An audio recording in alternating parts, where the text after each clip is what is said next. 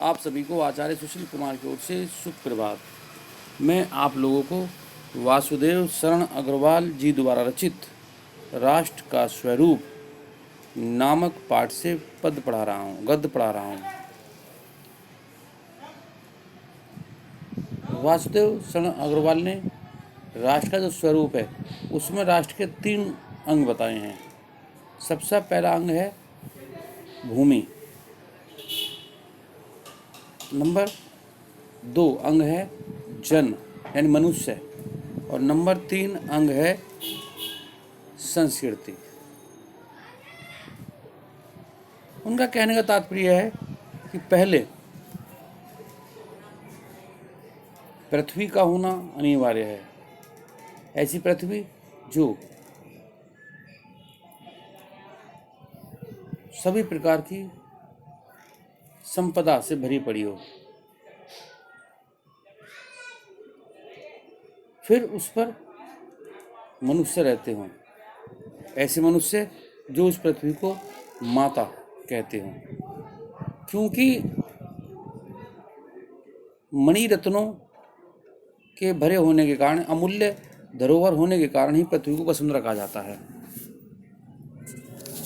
और उस पर रहने वाले मनुष्य जब उससे वो चीज़ प्राप्त करते हैं तो वही पृथ्वी फिर मातृभूमि कहलाती है। मातृभूमि पर निवास करने वाले मनुष्य राष्ट्र का दूसरा अंग है। पृथ्वी हो या मनुष्य न हो तो राष्ट्र की कल्पना असंभव है। यानी उन्होंने बताया कि पृथ्वी मतलब दोनों में से एक चीज़ होती है, पृथ्वी या मनुष्य में से एक चीज़ होती है, तो फिर राष्ट्र नहीं कह सकते उसे। दोनों चीज़ का ही होना जरूरी है। पृथ्वी और जन दोनों के सम्मिलन से ही राष्ट्र का स्वरूप संपादित हुआ है। यानी दोनों के रहने से ही, जन के कारण ही पृथ्वी मातृभूमि की संज्ञा प्राप्त होती है। पृथ्वी मातृभूमि की संज्ञा प्राप्त होती है।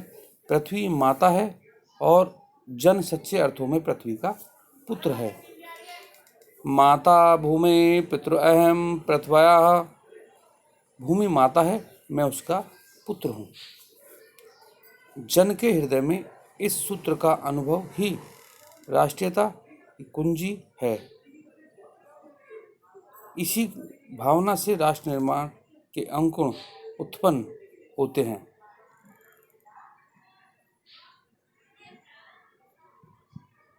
मैं कल फिर उपस्थित होऊंगा एक नए गद्यांश के साथ। तब तक के लिए धन्यवाद।